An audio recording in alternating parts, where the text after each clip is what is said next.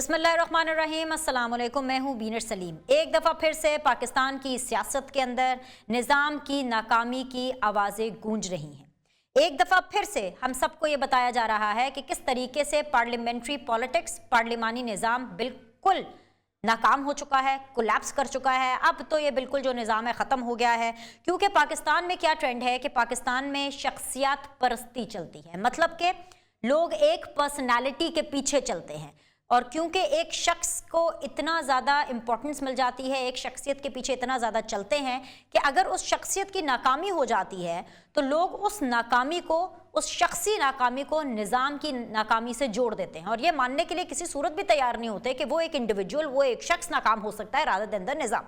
Anyways जी, पाकिस्तान की तारीख गवाह है, आया है, चीख चीख कर बोलती है कि जब जिसने पाकिस्तान के आइन के अलावा इस मुल्क को चलाने की कोशिश की, अपने ख्वाहिशात के हिसाब से इस मुल्क को चलाने की कोशिश की, वक्ती तौर पर सही, टेम्पररी तौर पर सही, उसको उरूज तो मिला, उसे कामयाबी तो मिली, लेकिन इन द लॉन्ग रन उसका अंजाम बहुत ही ज़्यादा बुरा हुआ। मगर हमारी बदकिस्मती ये है कि अनफॉर्चुनेटली हम पाकिस्तानी तारीख से आखिर सबक कहाँ सीखते हैं। तो इस दफ़ा भी हमने सबक थोड़ी ना सीखना है। इस दफ़ा फिर से ये बातें की जा रही हैं कि डील होने वाली है, ये बातें प्लांट की जा रही हैं कि जी पार्लियामेंट्री निज़ाम ख़त्म हो चुका है, ये तबाह बर्बाद हो चुका है पाकिस्तान के लिए। जो पार्लियामेंट्री निज़ाम है बिल्कुल ठीक नहीं है, और एक बार फिर से हम देख रहे हैं कि एक ना दिखाई देने वाली जो स्क्रिप्ट है वो चले जा रही है।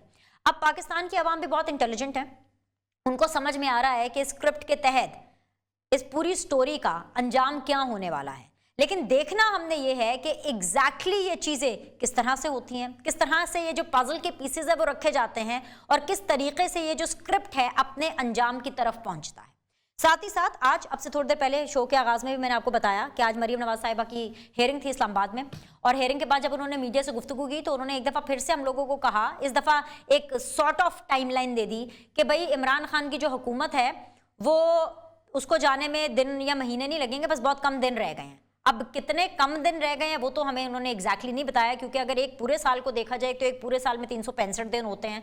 अब कितने दिन की टाइमलाइन मरीम नवाज दे रही है इमरान खान सरकार से छुटकारा हासिल करने के लिए, इस पाकिस्तानियों के लिए, वो उन्होंने हमें नहीं बताया। हम जानने की कोशिश करेंगे कि एग्जैक्टली कितने दिन बाकी बचे हैं इमरान खान सरकार को सरकार में रहने के लिए।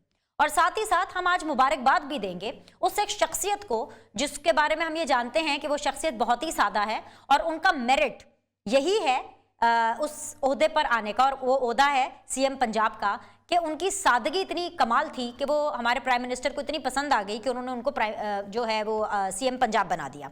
सो उस्मान बुज़दार साहब को, उनके ऑफिस को हम इस बात की मुबारकबाद भी देंगे, क्योंकि एक सर्वे के मुताबिक, और वो सर्वे इंस्टीट्यूट फॉर पब्लिक ओपिनियन ने किया है, आईपो के सर्वे के हिसाब से जो सीएम उस्मान बुज़दार साहब हैं, पंजाब के जो सीएम हैं, वो तमाम तर सीएम से, चारों सूबों के सीएम से सबकत ले गए हैं, और इस वक्त नंबर 1 पे खड़े हैं। किस बेस पर? अपनी परफॉर्मेंस की बेस पर।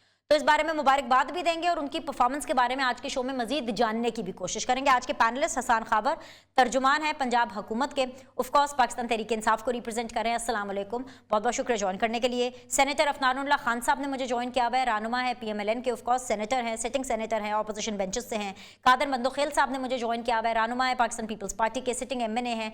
तीनों मेहमानों को मैं खुशामदीद कहूँगी, बहुत बहुत शुक्रिया ज्वाइन करने के लिए। मेरी ख्वाहिश थी कि हम आज का शो अपोजिशन से शुरू करते, लेकिन बिकॉज अभी अफनान को थोड़ा टाइम है स्टूडियो आने के लिए, तो मैं हसन खाबर साहब आपसे आगाज करना चाहूंगी शो का। आपको मेरी आवाज आ रही है हसन? मैं आपके सामने सवाल रख सकती हूँ?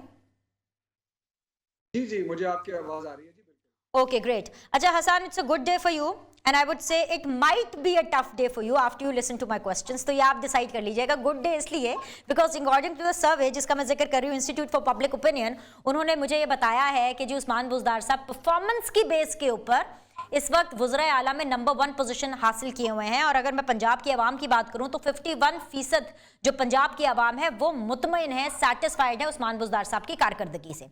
तो इसकी आप एक मुबारकबाद एक्सेप्ट कीजिए, and I would really appreciate कि अगर आप ये मुबारकबाद उस्मान बुज़दार साहब तक भी पहुंचाएंगे। हैविंग सेड दैट, एक खबर है, और कल से मैं इस कोशिश में थी कि आपसे राब्ता हो जाता, कल ही मैं शो में आपको बुला लेती, लेकिन आपसे राब्ता आज हुआ, और आज इसीलिए आपको शो में दावत दी है। एक खबर के मुताबिक, जिसको मैंने कल थोड़ा सा डिस्कस किया, आज एक्सटेंसिवली कर लेते हैं, कि एक रेनोवेशन का बजट जो है वो मुरत्तब किया गया है, और वो बजट है सीएम हाउस की रेनोवेशन का, जिसका लगभग बजट तैयार किया गया है 5 करोड़ रुपए का। और सीएम ऑफिस का, पंजाब के सीएम ऑफिस का ये जो बजट है जिसकी रेनोवेशन है वो उस्मान बुज़दार साहब का जाहिर सी बात है ऑफिस है। सबसे पहले तो मैं आपसे ये जानना चाहूंगी कि क्या ये खबर ठीक है, इसकी ऑथेंटिसिटी के बारे में मुझे बताइएगा, फिर मैं आगे सवाल रखूंगी क्या ऐसे होने जा रहा है। अच्छा बिनेश, एक तो बहुत शुक्रिया आपका, आपने मुबारकबाद दी। मैं आपकी मुबारकबाद ज़्यादा पंजाब तक पहुंचाऊंगा भी। और मेरा ख्याल है कि हम जो इतने अरसे से ये बात कर रहे थे कि हम लोग खामोशी से अपना काम कर रहे हैं, इसका मतलब है कि आवाम जो है वो काम देख रही है, और यही चीज़ सर्वे में सामने आई है। अच्छा, आपने जिस खबर का हवाला दिया है, अच्छा है कि आपने ये सवाल उठाया है, क्योंकि इस खबर के हवाले से बहुत बेबुनियाद बातें गर्दिश कर रही हैं। मैं ज़रा एक बात इसमें आपको बता दूं कि वज़ीर आला पंजाब उस्मान बुज़दार साहब 2 जो दफातर हैं, हमेशा से वज़ीर आला के हैं पिछले कई सालों से। एक 8 क्लब रोड के ऊपर है जो उनका मेन सेक्रेटेरिएट है, और एक 90 शाहराह कायद आज़म है जहाँ पे इवेंट्स होते हैं, और ज़ाहिर है कि वहाँ मुरम्मत की गुंजाइश भी होती है। लेकिन ये खबर उन दोनों दफातर के बारे में नहीं है, और मीडिया में ये ऐसे पेश किया गया जैसे ये वज़ीर आला के दफ्तर के लिए है। इसमें से ये जो आपने बताया 4 करोड़ 90 लाख का वो जो एक प्रपोजल है, इसका 1 रुपया भी ना तो 8 क्लब पे लगना है, ना ही 90 शाहराह कायद आज़म पे लगना है। अच्छा, ये जो खबर है ये एक ऐसे प्रपोजल के बारे में है जो पंजाब सिविल सेक्रेटेरिएट के अंदर एक तारीखी इमारत है जिसको दरबार हॉल कहा जाता है, और ये 1920 में बनाई गई, 102 साल पहले। और 1919 एक्ट जो था, इंडिया एक्ट, उसके तहत जो लेजिस्लेटिव काउंसिल थी उसका पहला इजलास भी यहाँ पे हुआ। तो बड़ी तारीखी इमारत है। ये इमारत पिछले कई सालों से बंद पड़ी थी और बहुत ही बोसीदा हालत में है, पानी भी रिस रहा है। यहाँ पर इस हॉल के साथ कुछ दफातर भी हैं, और कुछ दफातर वज़ीर आला के लिए मुख्तस हैं उनके स्टाफ के लिए, लेकिन ये दफ्तर एक्टिवली यूज नहीं हो रहा। और इसकी जो मुरम्मत थी आखिरी दफा 1998 में, यानी कि 24 साल पहले की गई, और ये एक तारीखी विरसा है। और इस बिल्डिंग की जो हालत मैंने आपको जैसे बताया बहुत मखदूश है। तो ये जो प्रपोजल है ये उस इमारत की रेस्टोरेशन के लिए है, बहाली के लिए, जो तारीखी इमारतों की जो की जाती है, ताकि उसको गिरने से रोका जाए और वो ख़राब हालत में ना जाए। और इसके अंदर कुछ मजीद कमी भी हुई है, गालिबन को 1 करोड़ रुपया जो है उसके अंदर मजीद सेविंग की गई है, तो ये 4 करोड़ रुपए से कम की होगी। और मैं आपको बताऊं कि ये बारहा इस हवाले से खबरें आती हैं, लेकिन ये वाजे करना बड़ा ज़रूरी है कि जो तहरीक इंसाफ का मंशूर है, जो इमरान खान का मंशूर है ऑस्टेरिटी, पंजाब हुकूमत के लिए भी वही मिशन है। पंजाब हुकूमत किसी और डायरेक्शन पे नहीं चल रही कि इमरान खान साहब ऑस्टेरिटी की बात करते हैं और हम तज़य्युन और आराइश के ऊपर करोड़ों रुपया खर्च करें। ये तरीके इंसाफ की हुकूमत नहीं करती। और मुझे खुशी हुई है कि आपने ये सवाल पूछा और मुझे वजाहत करने का मौका मिला, तो ये हकाइक सामने लाना बहुत ज़रूरी है। जी, I really appreciate that Hasan Khawar साहब। तो let me repeat it and let me reassure it कि ये खबर गलत नहीं है, क्योंकि ये खबर हमें वजारत ख़जाना ने ही बताई है। लेकिन आपने जो इसकी वजाहत पेश की, मैं इसको इनकरेज करूंगी कि अगर आप ये वजाहत बाकायदा तौर पर ऑफिशियली भी बाकी चैनल्स को दे दें, बाकी मीडिया पर भी आ जाए, अच्छी बात है, क्योंकि हमने बड़ी कोशिश करके अब तक रसाई हासिल की कि भाई हमें इस बारे में तस्दीक मिल जाए कि आखिर ये खबर क्या है, और आपकी जो वजाहत है वो हम तक पहुंच गई। लेकिन एक छोटा सा सवाल सर मैं आपके सामने रखना चाहूंगी, जस्ट बिकॉज कि आपने ऑस्टेरिटी की बात की, not for the sake of discussion और डिबेट, क्योंकि आपने ऑस्टेरिटी की बात की, तो सिर्फ एक फैक्ट चेक, अभी 1800 सीसी गाड़ियां हैं, पहले मुझे बताएं उसके बारे में मुबारकबाद देनी है आप लोगों को। नई गाड़ियां पहुंचना शुरू हो गई हैं उस्मान बुज़दार साहब को, उनकी कैबिनेट को, वो 1800 सीसी गाड़ियां जिसके लिए लगभग 18 करोड़ रुपए अलॉट किए गए थे, जो कि गाड़ी की कंपनीज को पहुंच भी गए हैं, और 3 महीने तक इस खबर की तरदीद होती रही और इवेंचुअली फिर पता चला कि ये खबर ठीक है। तो उसकी भी मुबारकबाद दूं कि आगे चली जाऊं? अच्छा, नहीं, मैं आपको गाड़ियों के हवाले से भी बता देता हूँ, लेकिन मैं आपको, आपने अच्छा मशवरा दिया है। मैंने अभी आपके प्रोग्राम में आने से पहले एक वीडियो मैसेज बनाकर रिकॉर्ड किया है, उसको ट्वीट भी किया है, और वो मैं भिजवा भी रहा हूँ ताकि ये वजाहत जो है तमाम चैनल्स और अखबार तक चली जाए। अच्छा, दूसरा सवाल आता है कि मैं आपको एक बात बताऊं कि गाड़ियों की भी एक मुद्दत होती है, और हुकूमत को पंजाब में आए 3.5 साल हो चुके थे, और इस 3.5 साल के अरसे में कोई एक गाड़ी भी नहीं खरीदी गई। और वज़ीर आला सेक्रेटेरिएट का मतलब वज़ीर आला नहीं है, कैबिनेट मेंबर्स भी हैं, स्टाफ भी है। मैं आपको तमाम लोगों का बता रहा हूँ कि उनके लिए एक गाड़ी भी नहीं खरीदी गई। अब महकमा ट्रांसपोर्ट की तरफ से ये प्रपोजल आया, क्योंकि जो एक ऊपर की गाड़ियाँ होती हैं, फिर पार्लियामेंट्री सेक्रेटरीज की गाड़ियाँ हैं, फिर ब्यूरोक्रेसी की गाड़ियाँ हैं, कि गाड़ियों का जो पूल है उसमें रिप्लेसमेंट की अशद ज़रूरत है। क्योंकि उसके अंदर जो मुरम्मत के ऊपर अब खर्चा उठ रहा है वो बहुत ज़्यादा हो गया है और वो गाड़ियां भी रिलायबल नहीं रही। तो ये मई में एक जो प्रपोजल था, समरी बाकायदा काबीना में उस पर डिस्कशन हुई और उसकी अप्रूवल हुई 46 गाड़ियों के हवाले से, और इसको भी गुजरे कोई 8 महीने हो चुके हैं, वो गाड़ियां अभी तक नहीं आई। लेकिन ये भी खबर पुरानी है और ये भी सिर्फ रिप्लेसमेंट है। और इसके साथ मैं आपको ये भी बताता चलूँ कि वज़ार हुकूमत के अंदर जैसे ही चीफ मिनिस्टर आए, गाड़ियों का जो पूल वज़ीर आला सेक्रेटेरिएट के उसके ऊपर डिस्पोजल के ऊपर था, उसको भी आधा कर दिया गया और 180 से तकरीबन 100 गाड़ियों के करीब ये आ गया, जिसमें तमाम स्टाफ की गाड़ियां और हर चीज़ मौजूद थी, तो उसको भी आधा किया गया है। लेकिन बहरहाल जो गाड़ियों का फ्लीट होता है उसकी ग्रेजुअल रिप्लेसमेंट जो होती है ज़रूरत पड़ने की बुनियाद पर, वो एक प्रोसेस का हिस्सा है और ये उस प्रोसेस के अंदर प्रपोजल था जो मई में अप्रूव हुआ। चलिए जी, इसके लिए भी आप मुबारकबाद एक्सेप्ट कीजिए और अब जरा बाकी अपने जो कॉलीग्स हैं उनको सुनिए, बिकॉज मैं अभी दूसरे स्टेक होल्डर की तरफ बढ़ूंगी, वो है कादिर मंदोखेल साहब। कादिर मंदोखेल साहब, आपके पास दूसरा सवाल लेकर आने का मकसद ये है कि जहां पर मैं हुकूमत को, उस्मान बुज़दार साहब को, जहां पे मैं हसन खाबर को मुबारकबाद पेश कर रही हूँ, वहीं से तहे दिल से, दिल की अठाह गहराइयों से मैं आपके साथ अफसोस कर रही हूँ कि उस्मान बुज़दार चारों वज़ीर आला में से नंबर 1 पर हैं और आप चारों वज़ीर आला में से आखिरी नंबर पर है। वो पार्टी आखिरी नंबर पर है और उस पार्टी का वज़ीर आला आखिरी नंबर है। परफॉर्मेंस की बेस के ऊपर जो ये दावा करती है, मेज ठोक करके ये बोलती है कि भाई हमें तो एक डेकेड से ज्यादा 20 साल हो गए हमें सिंध के ऊपर हुकूमत करते हुए। सिंध में आज भी हमारा सिक्का है क्योंकि अवाम बड़े खुश हैं। 57% सिंध की आवाम आपकी कारकर्दगी से नाखुश है और सिर्फ 38% लोग जो हैं वो मुतमईन है। सर, ये है आपकी कारकर्दगी। बड़ी जबरदस्त बात की आपने चैनल पे बैठ के, जो मर्जी किसी जाली एनजीओस का, किसी जाली मैगजीन का आप आदाद शुमार लेके लोगों को गुमराह कर रहे। बड़ी अच्छी बात है, आपको हक है, आपके हाथ में माइक है, आपकी चैनल है, जो आप मर्जी कह दो। लेकिन उसी पीटीआई की मैगजीन का या जो आप नाम ले रहे हो उसका नाम तो बताओ, नाम क्या है इसका? जिसने एक आईपोर है, institute for public opinion. Sir, IPOR ये वही है, एक मिनट कादिर भाई, ये वही है जिसके ऊपर ऑपोजिशन बहुत खुश हो रही थी, जिसके सर्वे के तहत ये बताया गया कि जी विफाक के अंदर जो हुकूमत है वो नून लीग की आ सकती है, पीटीआई की नहीं आ सकती, और सिंध में जो हुकूमत है वो पाकिस्तान पीपल्स पार्टी की आ सकती है, और सिंध के अंदर पॉपुलैरिटी पाकिस्तान पीपल्स पार्टी की 2% बढ़ गई।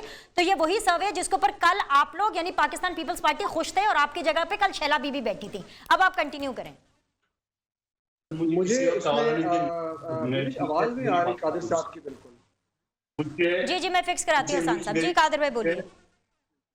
उस्मान बुज़दार एक मुजस्मे का नाम है, ना हंसता है, न बोलता है, न चलता है, न सोता है।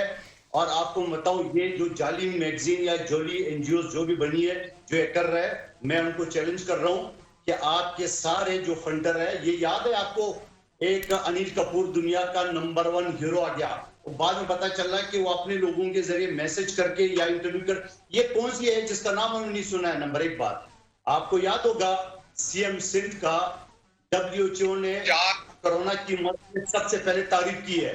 जरा थोड़ा सी अपनी तारीफ में कंजूसी ना करके ये भी जरा बता दे कि इमरान नियाजी उनके नक्शो कदम पे चला, बिलावल भुट्टो के नक्शो कदम कोरोना के उस पे चला। आपको याद नहीं रहा कि जब कोरोना का वबा आया और इमरान नियाजी साहब उसको बुखार कहते थे और वजीर आला सिंध ने बिलावल भुट्टो साहब की हिदायत पे जो इक़दाम किए, WHO ने उसकी तारीफ की है।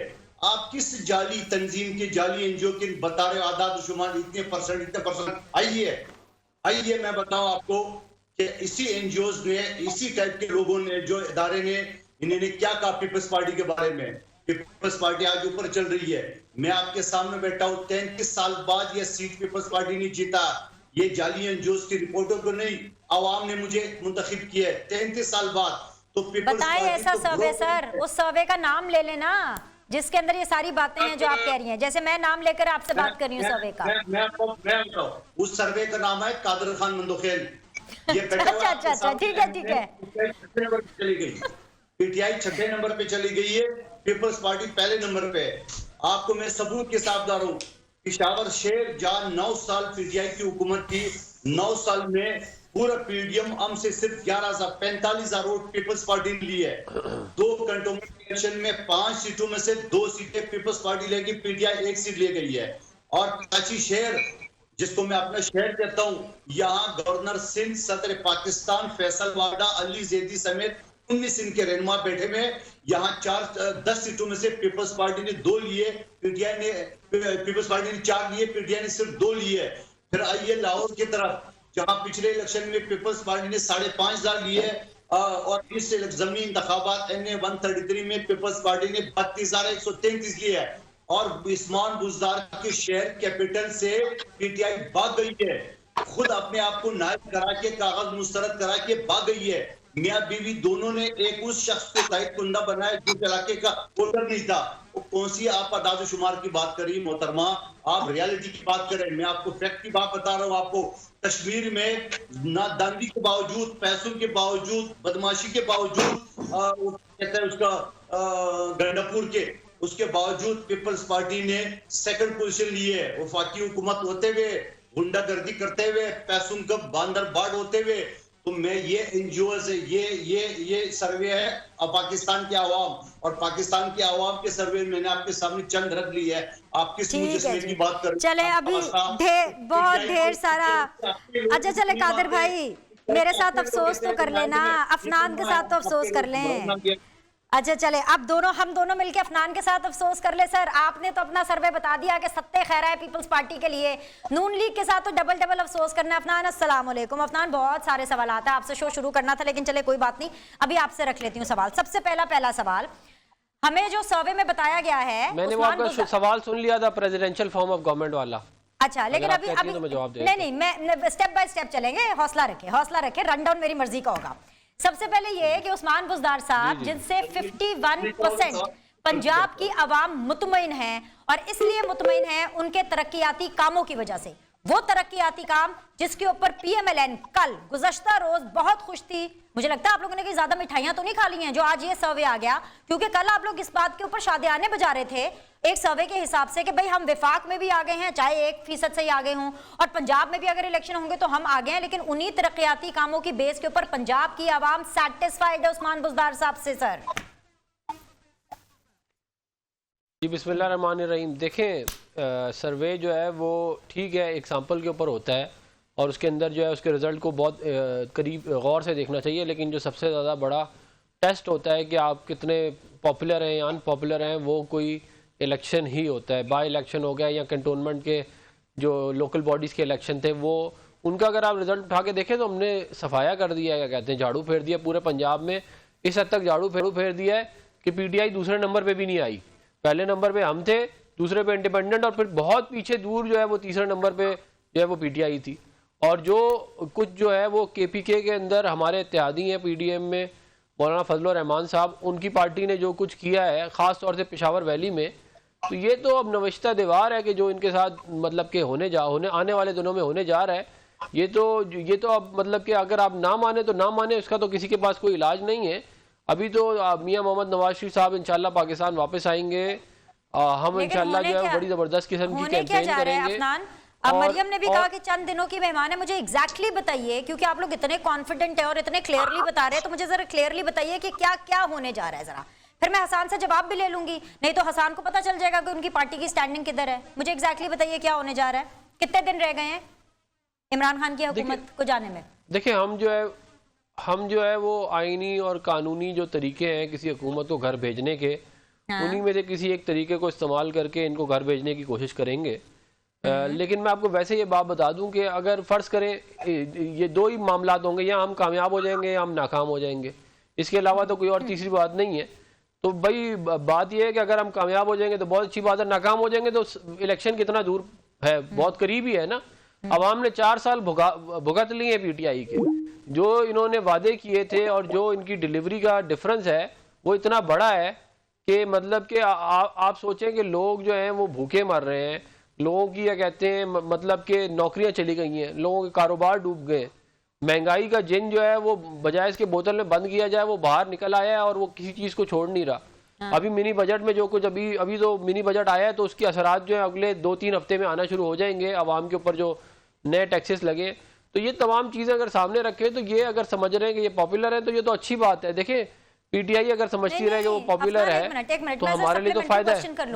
PTI ये समझ नहीं रही है पीटीआई पॉपुलर है, ये वही सर्वे है जो कि कल ये रिपोर्ट्स दे रहा था जिसके ऊपर आप खुश थे, और आज की ये बाकी जो रिपोर्ट है जो मैंने आपके साथ शेयर की है जिसके अंदर उस्मान बुज़दार नंबर 1 पे, पंजाब आपका स्ट्रॉन्ग होल्ड है। आज जब मरीम नवाज आकर के ये बोल रही हैं कि भाई ये चंद हफ्तों और महीनों की बात नहीं है, चंद दिनों की बात है, तो चंद दिनों की बात अगर है इस हुकूमत के जाने में, तो वो परफॉर्मेंस की बेस पर तो नहीं होगी ना, क्योंकि परफॉर्मेंस की बेस के ऊपर तो हमें सर्वे बता रहा है कि 51% जो लोग हैं वो खुश हैं, और उस्मान बुज़दार जो है वो परफॉर्मेंस की बुनियाद पर, तरक्याती कामों की बुनियाद पर नंबर 1 पर हैं। तो फिर इसका मतलब है कि कोई और तरीका होगा ना। फिर जब डील की बातें आती हैं तो फिर आप लोगों को भी बुरा लगता है, तो आप खुलकर बात करें। सीधी सी सिंपल सी बात है, तेज धूप निकली हुई है, कहीं पर बादल और बारिश के आसार नहीं है, लेकिन ऐसे में अगर कोई आकर कहे कि भाई अभी चंद दिनों में या कल बारिश होने वाली है, तो भाई मैं तो आपसे पूछूंगी ना कि आपके पास ऐसी क्या रिपोर्ट है, किसने आपको कह दिया, किस मुसद्दका ज़राए ने कह दिया कि बारिश होने वाली, ये तो आपको बताना पड़ेगा। देखिए, वो जो आपने वेदर की मिसाल दी है ना, हम पॉलिटिकल फोरकास्ट करते हैं, वो वेदर फोरकास्ट होती है, हम पॉलिटिकल फोरकास्ट कर देते हैं, और हम अपनी फोरकास्ट जो है उसकी बुनियाद बनाते हैं किसी डेटा को। पॉलिटिकल फोरकास्ट अगर परफॉर्मेंस की बेस पर है तो परफॉर्मेंस आईकोर हमें बता रहा है पीपल आर सैटिस्फाइड, तो फिर इसका मतलब परफॉर्मेंस की बेस पर नहीं होगा ना। देखिए, पहली तो बात ये है कि मैंने आपको बता दिया कि अगर परफॉर्मेंस इतनी अच्छी होती तो सर्वे तो आप 2 मिनट के लिए साइड पर रख दें, लोकल बॉडीज के इलेक्शन का रिजल्ट देखें ना।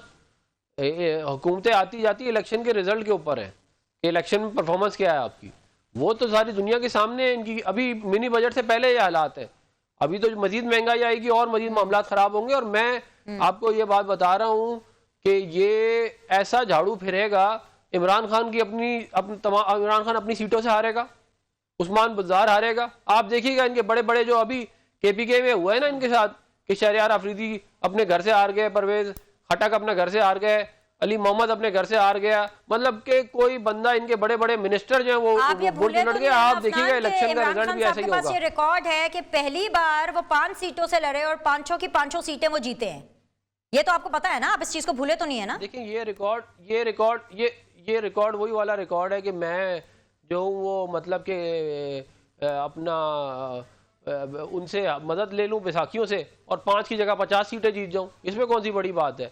मामला तो तब है जब आप 2002 के इलेक्शन में हमने इनको जितवाया था पहली दफा, ये अपनी सीट नहीं निकालने के काबिल थे उस वक्त जो मियां मोहम्मद नवाज शरीफ साहब बहुत अच्छे लगते थे इनको।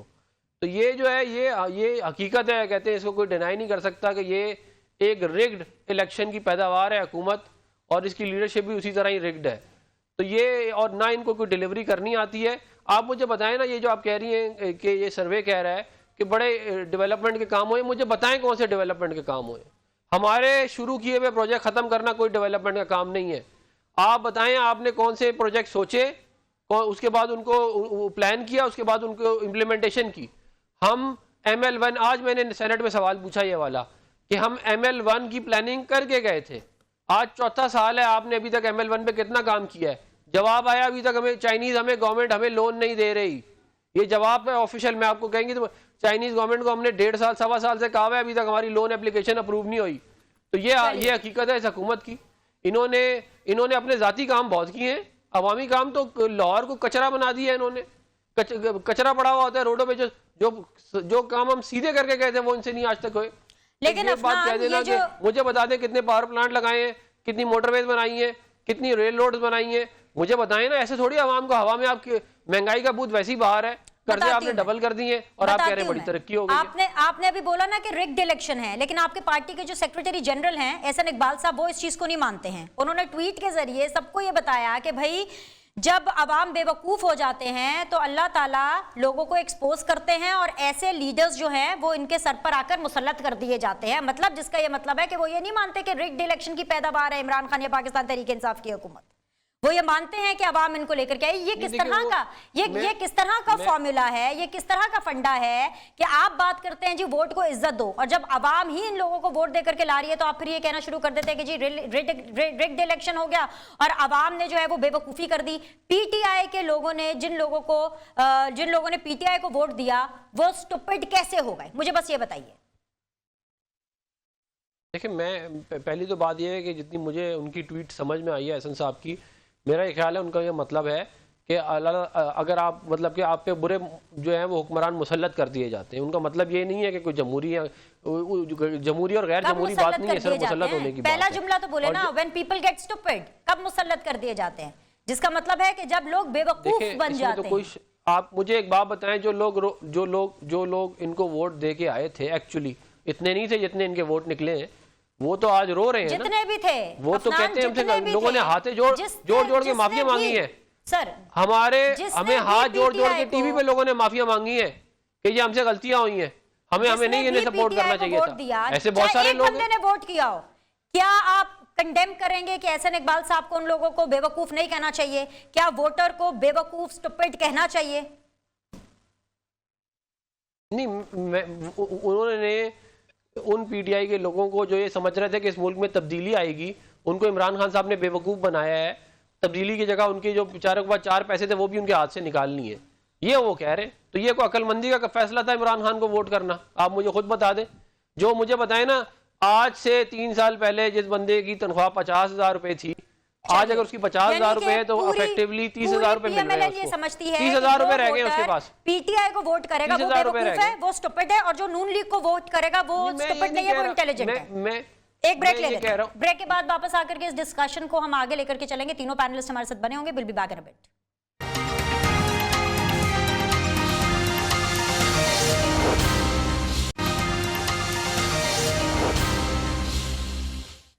ब्रेक के बाद जो आप लोग को खुशामदीद कहते हैं, आप देख रहे हैं सीधी बात बीनर सलीम के साथ, और आज की सीधी बात जोन में मेरे साथ अभी भी बने हुए हैं कादिर मंदुखेल साहब, रहनुमा पाकिस्तान पीपल्स पार्टी के, सेनेटर अफनानुल्लाह खान साहब हैं, रहनुमा है PMLN के, हसन खाबर साहब हैं, रहनुमा है पाकिस्तान तहरीक इंसाफ के, तर्जुमान है पंजाब हुकूमत के। तीनों मेहमानों को खुशामदीद एक दफ़ा फिर से मैं आप लोगों को शो में वेलकम करूँगी। हसन खाबर साहब, बोर्ड बनाया गया था ऑफकोर्स ताहयात कायद PMLN की सेहत के हवाले से, नवाज शरीफ साहब की सेहत के हवाले से, और उसके साथ जाहिर सी बात उनकी वापसी को मशरूत किया गया था। जो मेडिकल बोर्ड है उन्होंने जो तमाम तर डॉक्यूमेंट्स है, जो रिपोर्ट्स हैं, उनको नाकाफी करार दे दिया है। खुशकिस्मती से पैनल मेरे पास मुकम्मल है तीनों पॉलिटिकल पार्टीज का। मुझे बता दीजिए कि मेडिकल बोर्ड को क्या ऐसी रिपोर्ट्स मिले जिसके ऊपर आपकी तसल्ली हो जाएगी कि this is physically medically where Nawaz Sharif stands, और फिर ये मामला once and for all settle हो जाएगा। मुझे बता दीजिए, अभी अफनान से जवाब ले लेती हूँ मैं। अच्छा देखिए, मैं तो बीनश डॉक्टर नहीं हूँ, बात तो बड़ी सिंपल सी है। मेरी आज बात भी हुई थी, मेरा नहीं ख्याल के सिलसिले में अभी कोई रिटन कम्युनिकेशन बोर्ड की तरफ से हुई है। ये खबरें मीडिया पर जरूर गर्दिश कर रही हैं। हमने तो वफाकी काबीना का जो एक फैसला था उसकी रोशनी में गवर्नर जनरल साहब ने खत लिखा था, उसके साथ उन्होंने रिपोर्टें हमें भेजी हैं। वो रिपोर्टें हमने जो है मेडिकल बोर्ड जो है जिसमें बहुत सीनियर डॉक्टर्स हैं उनको दी हैं कि इनको देख के क्या ये इस काबिल हैं कि आप ये फैसला कर सके, और अगर आप फैसला कर सकते हैं तो आप हमें एडवाइस करें कि क्या वो वापस आने के काबिल हैं कि नहीं। और मेडिकल बोर्ड उन रिपोर्ट्स को देख के ही ये राय दे सकता है, और अगर वो राय नहीं दे सकेंगे तो तब भी वो बता देंगे कि ये रिपोर्ट्स नाकाफी हैं। लेकिन मेरा ख्याल में इसमें तो डॉक्टर्स की पहले ओपिनियन इन राइटिंग आने दें। मेरे पास तो नहीं आई, ना मुझे पता चला है कि उन्होंने कोई रिटर्न सबमिशन दी है, तो वो इस पे बताएंगे, और यही कानूनी तरीका है इसके अंदर। अफनान साहब जी, आप इनको एक ही दफा वो रिपोर्ट्स दे दीजिए जो कि मेडिकल बोर्ड अप्रूव कर दे, उनकी तसल्ली हो जाए, ताकि वंस एंड फॉर ऑल ये डिबेट तो खत्म हो जाए ना, कि बार बार आप लोग को ये सुनना ना पड़े कि जी नवाज शरीफ फ्रॉड करके ड्रामा करके बाहर गए थे, या फिर आराम से नवाज शरीफ साहब वापस आ जाएं। देखें, बात यह है कि हम जो है वो इस हुकूमत को सेटिस्फाई अगर इन मामलात में करने की कोशिश करें तो ये एक समझ लें कि एंडलेस मामला है, इन्होंने होना नहीं है, चाहे हम कोई भी रिपोर्ट लेके आ जाएं। बात यह है कि जो हुकूमत खुद अपने डॉक्टर्स, ये पंजाब का इतना बड़ा डॉक्टर्स का बोर्ड था जिन्होंने सबने मिल के ये कहा था कि मियाँ साहब की तबीयत ठीक नहीं है, शौकत खानम के डॉक्टर्स जिसमें अभी ये जो इनके मिनिस्टर हैं हेल्थ के, वो उस वक्त उसके हेड कर रहे थे, यास्मीन राशिद साहिबा, अगर इतने इनके जो मोतबर लोग हैं उनकी भी बात की अगर कोई वैल्यू नहीं है तो फिर हमारे जो है वो किसी रिपोर्ट को जमा करा देने से क्या फ़र्क पड़ेगा। बात यह है कि अगर आप ये समझते हैं कि हमने फ़ेक रिपोर्ट बनाई थी तो वो फेक रिपोर्ट डॉक्टर फैसल सुल्तान और यास्मीन राशिद ने बनाई थी, आप उनको पकड़ के अंदर करें, फिर हमसे आगे आप कहें कि जी ये फ्रॉड करके गए हैं। आपके अपने सारे के सारे लोग थे। बात यह है कि कोई उन्होंने गलत काम किया ही नहीं था, मियाँ साहब की तबीयत वैसी ख़राब थी जैसे कि रिपोर्ट हुई थी, ये है सारा मामला। अब उसके बाद ये सारी मामला जो है सियासत है, किसी की बीमारी के ऊपर करना, जैसे कि पहले कुलसूम नवाज साहिबा की बीमारी पे किया गया, हालांकि और अब जो है इनके ऊपर किया जा रहा है। और मैं ये बात ऑन द रिकॉर्ड आपको कह रहा हूँ कि मियाँ मोहम्मद नवाज शरीफ साहब की जो तबीयत ख़राब हुई, उनको 2 दफ़ा माइनर हार्ट अटैक आए, उनकी प्लेटलेट ज़ीरो हुए, इसकी ज़िम्मेदार हुकूमत है। इसकी ज़िम्मेदार हुकूमत है। मैं ये बात पूरी ज़िम्मेदारी से कह रहा हूँ कि इसके ऊपर हम इन्वेस्टिगेशन करेंगे कि वो कौन लोग थे जिन्होंने ये काम किया, कौन लोग थे जिनकी ये जिम्मेदारी थी कि मियाँ साहब को दवाइयाँ पहुँचाई जाएँ, खाना पहुँचाया जाए, और उन्होंने नहीं पहुँचने दिया।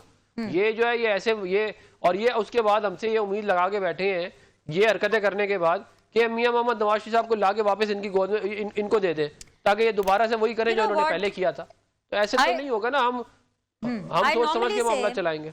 ठीक है, आपका पॉइंट आ गया है। I normally say and I very ऑफनली say this in my shows कि there is never a dull day in Pakistan. Election तो चले जी 5 साल बाद होते हैं जब भी जमहूरी सेटअप होता है, लेकिन हर रोज हफ्ते के 5 वर्किंग डेज हमें बहुत जबरदस्त खबरें देखने को मिलती हैं। ऐसी खबरें देखने को मिलती हैं कि हम उसके ऊपर टॉक शोज कर करके थक जाते हैं।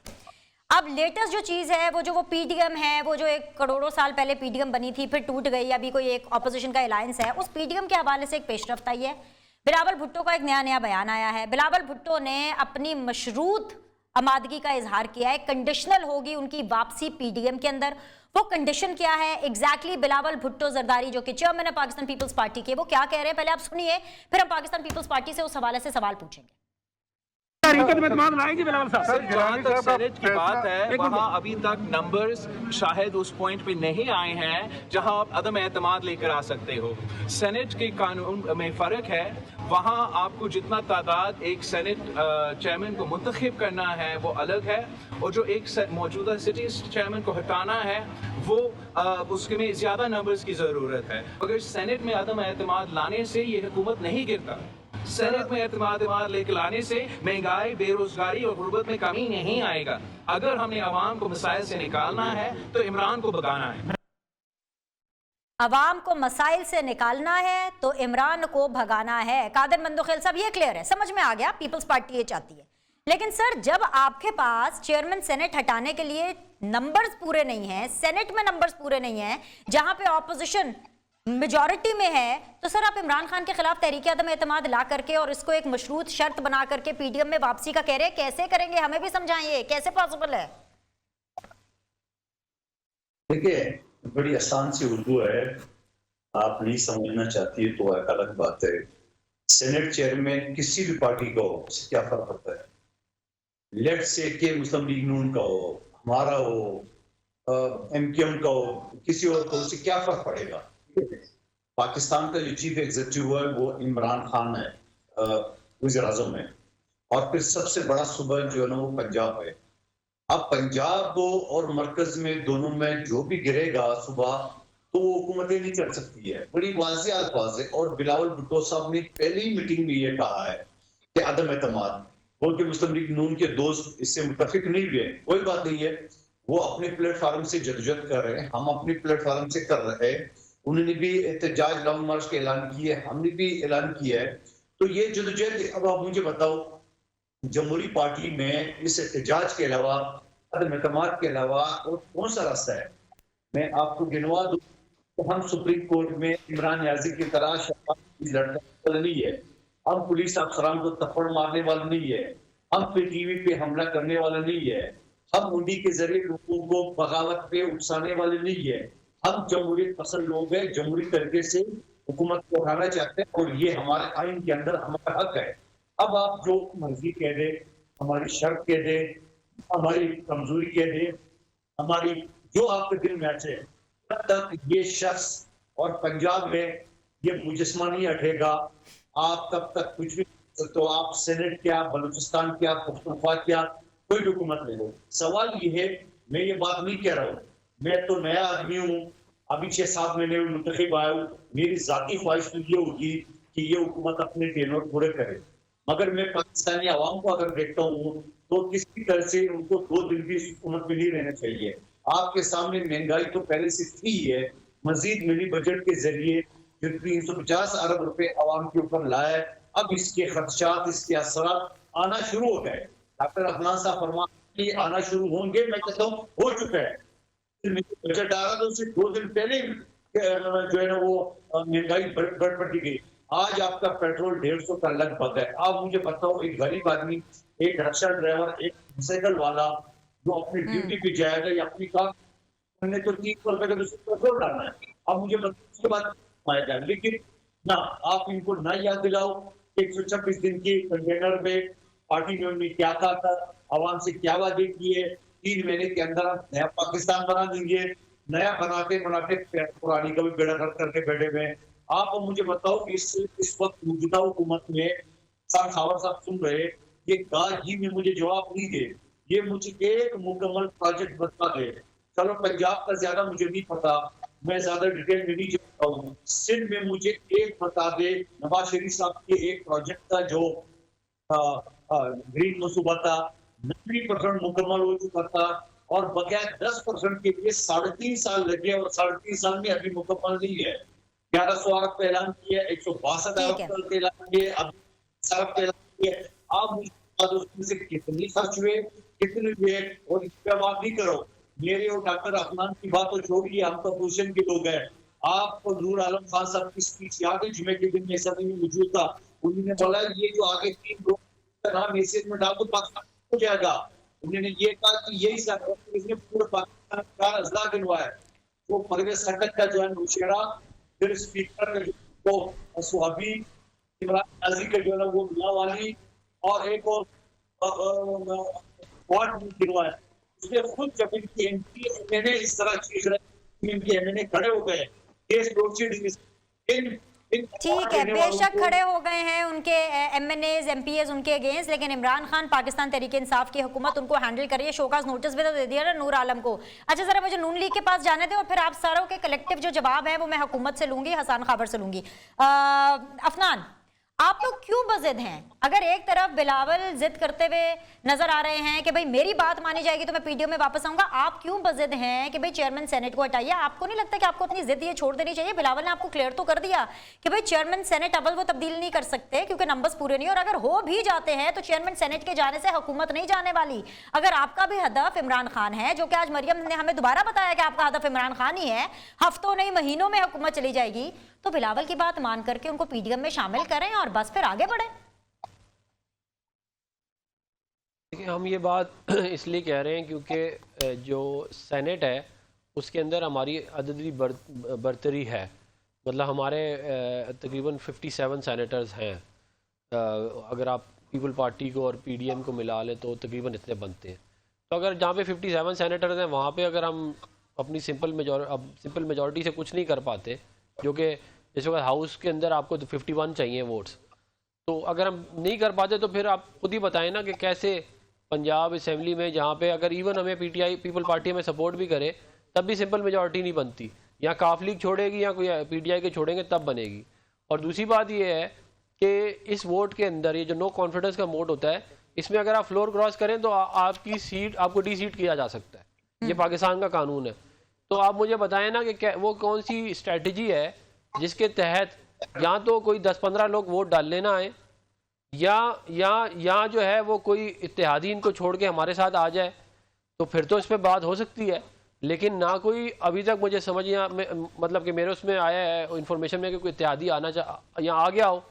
मतलब बहुत सारी बातें हैं, लेकिन मेरा ये ख्याल है कि इसको ये हम बहुत संजीदगी से सोच रहे हैं इसके बारे में। यानी कि आपको भी आसार नजर नहीं आ रहे, हमें भी आसार नजर नहीं आ रहे, फिर ये बयानात क्यों, फिर ये दिनों वाले बयानात क्यों, ये हफ्तों वाले बयानात क्यों, फिर अब आपको ट्रक की बत्ती के पीछे क्यों लगा रहे हैं, मेरे प्रोग्राम का भी रन डाउन क्यों हाईजैक कर रहे हैं, हमें किसी और मुद्दे पर बात करने देते फिर आप। जी मैं ये कह रहा हूँ, देखें बात ये है कि ज़ाहिर है हमारे पीपल पार्टी वाले भाई अगर ये कह रहे हैं कि इनके पास कोई प्लान है तो ज़ाहिर है हम उसको इस बात को हम अहमियत तो देते हैं कि हो सकता है इनके जहन में कोई बात हो ऐसी कि जिससे मामलात जो है वो बन जाए।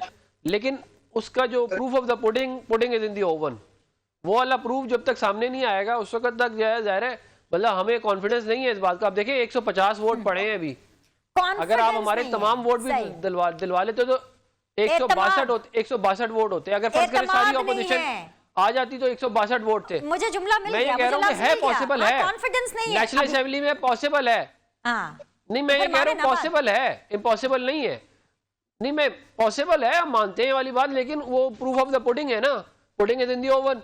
मैं ये कह रहा हूँ कि अगर प्रूफ आ जाएगा तो हम क्यों रहने देंगे। देखिए हम तो चाहते हैं, क्या कहते हैं, मुझे लफ्ज मिल गया है आपके मुंह से, सच निकल प्रूफ गया है, आएगा तो हम ये ना हो, ब्रेक लेनी है, ब्रेक के बाद वापस आएंगे, हुकूमत से हम बिल्कुल बात करेंगे, उनका मौक़िफ़ जानेंगे, कलेक्टिवली जो उनकी ऑपोजिशन पीटीएम इमरान खान हटाओ मुहिम के बारे में प्लान कर रही है या नहीं प्लान कर रही, जो भी हुकूमत का पॉइंट ऑफ व्यू जानेंगे इस ब्रेक के बाद।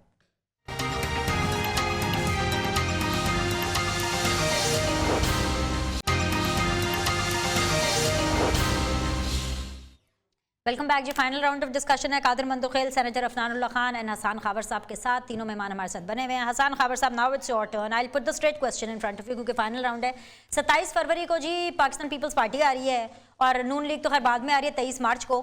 तो ये ना हो कि आपके साथ कोई गेम हो जाए कि एक दिखा करके दोनों इकट्ठे बाज़गश्त करके आ जाएं। आपकी तैयारी इन एनी केस मुकम्मल है या फिर आपको भी कॉन्फिडेंस नहीं है कि ये ऑपोजिशन अलग अलग या मुत्तहिद होकर के आप लोग के लिए कोई अपसेट कर सकती है? देखिए बिनेश, अगर ये मार्च करना चाहते हैं, वो इनका जमहूरी हक है, कानून कायदे के अंदर रह के मार्च करें, 100 दफ़ा उस पर हुकूमत को कोई इतराज़ नहीं है। लेकिन आपकी मैं डिस्कशन सुन रहा था और आप मेरा ख्याल है बात की तह तक पहुंच गई। देखिए मुझे जो नज़र आता है वो पी पार्टी के लिए इस वक्त दो मसाइल हैं। एक तो वो 27 का वादा करके खुद फंस गए हैं, क्योंकि उनको लगता है कि हमारे लिए क्राउड पुल करना मुश्किल है और पब्लिक एम्बेरसमेंट बन सकती है, तो इसलिए वो वापस दोबारा देख रहे हैं पीडीएम की तरफ कि उनको कोई प्लग इन मिल जाए और शायद थोड़ी फेस सेविंग हो जाए। दूसरा, ये जो बयानात दे रहे हैं मुस्लिम लीग नून वाले, वो कहते हैं कि कोई ऐसा अरेंजमेंट या डील ना हो जाए कि हम बाहर रह जाएं। ये सब जो है ना डील की तरफ देखते हैं, आपको पता है। तो उनका मसला ये है। जो नून का इशू है वो अफनान साहब ने ढके छुपे अल्फाज में कहा, आप बात की तह तक पहुंच गए कि उनको इतनी दफ़ा हाथ लगा है कि वो पीपल्स पार्टी की बात पे यकीन नहीं करते, क्योंकि लास्ट टाइम भी यही हुआ था। अभी भी वो कह रहे हैं कि भाई अगर आपकी स्ट्रेंथ है तो आप सेनेट में शो करें।